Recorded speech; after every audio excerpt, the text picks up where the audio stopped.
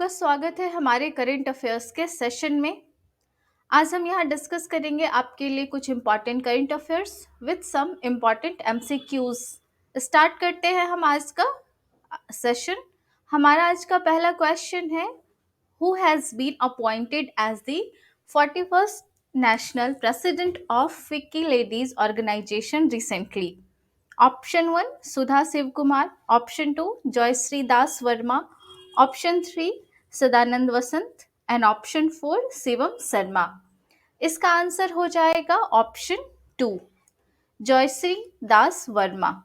ये अपॉइंट हुई हैं फिक्की की नई प्रेसिडेंट, फिक्की लेडीज ऑर्गेनाइजेशन की प्रेसिडेंट अपॉइंट हुई हैं और यह 41वीं प्रेसिडेंट बनी है, ये आप याद रखेंगे। और ये जो आपका फर्स्ट ऑप्शन है सुधा शिव कुमार, ये इनके पहले प्रेसिडेंट थी, यानी ये 40वें नंबर की प्रेसिडेंट थी एफएलओ की। और अगर हम और भी यहाँ पे बात करें तो इनके लीडरशिप में 24-25 का जो थीम है, यानी जो अभी हमारी प्रेसिडेंट बनी है जयश्री दास वर्मा, इनके नेतृत्व में इस ईयर का थीम हो जाएगा एफएलओ का collective vision and collaborative action. ये विजन हो जाएगा इस ईयर का 2024-25 का। अगर हम बात कर ले यहाँ पे एफएलओ के बारे में, तो यह कब स्टैब्लिश हुआ था? तो यह 1983 में स्टैब्लिश हुआ था, फिक्की के डिवीजन के रूप में स्टैब्लिश हुआ था 1983 में। और यहाँ पे थर्ड ऑप्शन की अगर हम बात करें सदानंद वसंत के बारे में, तो इनके बारे में मैंने आपको लास्ट सेशन में बताया था। ये एनआईए यानी नेशनल इन्वेस्टिगेशन एजेंसी के डायरेक्टर जनरल बनाए गए हैं। अब हम अपने नेक्स्ट क्वेश्चन पे मूव करते हैं। हमारा नेक्स्ट क्वेश्चन है, which Indian sportsman has been appointed as the brand ambassador of Eveready's? Option 1 Neeraj Chopra, option 2 Narendra Kumar Yadav, option 3 Hrithik Roshan and option 4 Rishabh Pant. इसका आंसर हो जाएगा ऑप्शन 1 यानी नीरज चोपड़ा।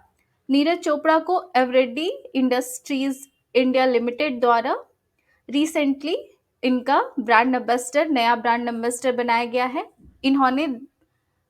इन्हें 2024 फरवरी में भारत पेट्रोलियम का भी ब्रांड एम्बेसडर बनाया गया है। साथ ही इन्होंने टीम वीज़ा को भी ज्वाइन किया है, टीम वीज़ा। और ये टीम वीज़ा को ज्वाइन करने वाले पीवी सिंधु के बाद दूसरे नंबर के भारतीय बने हैं जिन्होंने टीम वीज़ा को ज्वाइन किया है। नीरज चोपड़ा के बारे में ये इंफॉर्मेशन आप याद रखेंगे। अगर हम यहाँ पे नेक्स्ट ऑप्शन की बात करें, ये जो आपका सेकंड ऑप्शन में है नरेंद्र कुमार यादव, तो इनके बारे में इम्पॉर्टेंट फैक्ट ये है कि ये फर्स्ट सिविल सर्वेंट हैं जिन्हें फिट इंडिया मूवमेंट का ब्रांड एम्बेसडर बनाया गया है। फिट इंडिया मूवमेंट का ब्रांड एम्बेसडर बनाया गया है नरेंद्र कुमार यादव को।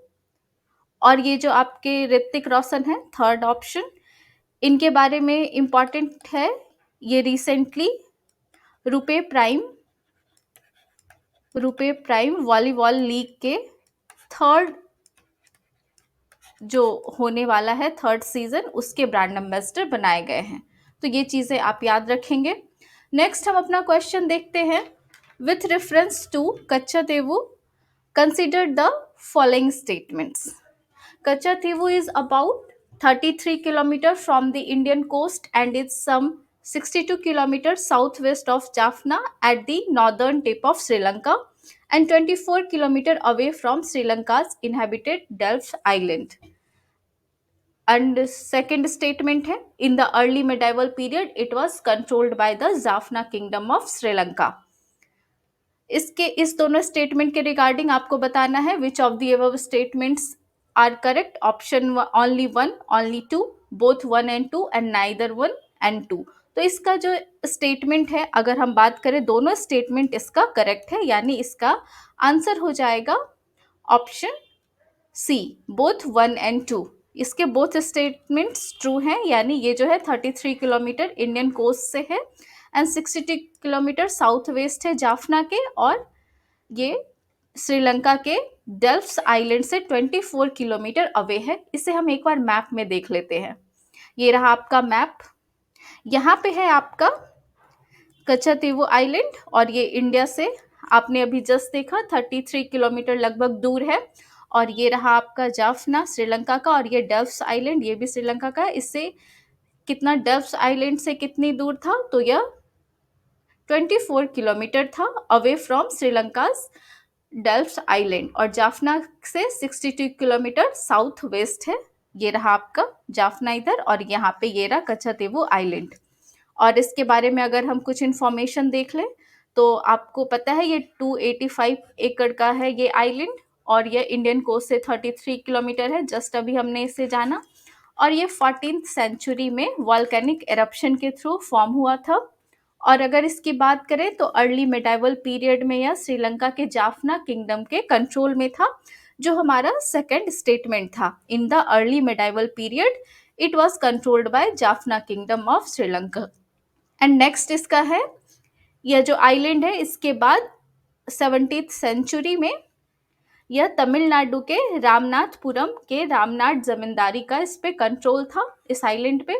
और उसके बाद ब्रिटिशर्स के टाइम के दौरान यह मद्रास प्रेसिडेंसी का हिस्सा था। और 1974 में, जैसा कि आप सभी जानते हैं, आप सभी ने अभी से न्यूज़ में देखा था कि 1974 में इंदिरा गांधी की सरकार के द्वारा इंडिया श्रीलंका के मैरीटाइम बॉर्डर डिस्प्यूट्स को खत्म करने के लिए इसे श्रीलंका को दे दिया गया था। और उस एग्रीमेंट का क्या नाम था? एग्रीमेंट का नाम था इंडो श्रीलंकन मैरीटाइम एग्रीमेंट। इसके तहत 1974 में इसे श्रीलंका को दे दिया गया था। यहाँ पे एक 120 साल पुराना चर्च भी है जिसका नाम है संत एंथोनी चर्च। ये आप याद रखेंगे, ये इसलिए इम्पॉर्टेंट है क्योंकि यहाँ के एनुअल फेस्टिवल में इंडियंस को भी वहाँ जाने की अनुमति है। संत एंथोनी चर्च आपका कहाँ है? कच्छातीवु आइलैंड में, जहाँ पे एनुअली समारोह होता है, एनुअल संत एंथोनी का फेस्टिवल मनाया जाता है, जिसमें इंडियंस को भी जाने की अनुमति है। अब हम अपने नेक्स्ट क्वेश्चन की ओर जाते हैं। हमारा नेक्स्ट क्वेश्चन है, The Food and Agriculture Organization of the United Nations organized a closing ceremony for the International Year of Millets 2023 in which country on March 29, 24? Option 1 India, Option 2 Rome, Option 3 Niger and Option 4 Russia. इसका answer हो जाएगा option 2 यानी रोम, Italy. FAO द्वारा, FAO यानी food and agriculture organisation के द्वारा international year of millets की closing ceremony 29 मार्च को मनाई गई थी। और ये कहाँ? तो रोम, इटली में, जो हेडक्वार्टर है FAO का, वहीं पे इसे ऑर्गेनाइज किया गया था, जिसमें भारत की ओर से जो है कौन गई थी? तो मनिंदर कौर द्विवेदी। ये जो है, ये कौन है? तो ये agriculture and farmer welfare department की एडिशनल सेक्रेटरी हैं मनिंदर कौर द्विवेदी। ये उस समारोह में प्रेजेंट थी। और FAO के अगर डायरेक्टर जनरल की बात करें तो ये कौन है? तो FAO के डायरेक्टर जनरल हैं डॉक्टर क्यू डोंगवे। ये इनके FAO के डायरेक्टर जनरल है, इनका नाम आप याद रखेंगे। और आप सभी जानते हैं 2023 को इंटरनेशनल ईयर ऑफ मिलेट्स घोषित करने का प्रपोजल किसका था? तो यह इंडिया का था, जिसे 70 कंट्रीज द्वारा सपोर्ट किया गया था। और अगर हम मिलेट प्रोडक्शन की बात करें तो इंडिया जो है हमारा, वह लार्जेस्ट प्रोड्यूसर है मिलेट्स का। उसके बाद इंडिया के बाद कौन है? तो इंडिया के बाद है नाइजर एंड उसके बाद है चाइना। तो ये आप याद रखेंगे। और अगर हम इंडिया में बात करें स्टेट वाइज प्रोडक्शन की, तो इंडिया में आपका राजस्थान टॉप पर है मिलेट्स के प्रोडक्शन के मामले में। आप मुझे कमेंट सेक्शन में बताएंगे FAO का हेडक्वार्टर कहाँ है, जो ऑलरेडी हम आपको बता चुके हैं। और एफएओ कब स्टैब्लिश हुआ था? यह 1945 में स्टैब्लिश हुआ था। अब हम नेक्स्ट क्वेश्चन पे मूव करते हैं। On which commission's recommendations Reserve Bank of India was established? Option 1 Sarkaria Commission, Option 2 Hilton Young Commission, Option 3 Radhakrishnan Commission and Option 4 Punchi Commission. तो इसका आंसर हो जाएगा ऑप्शन 2। इसका आंसर हो जाएगा ऑप्शन 2 हिल्टन यंग कमीशन।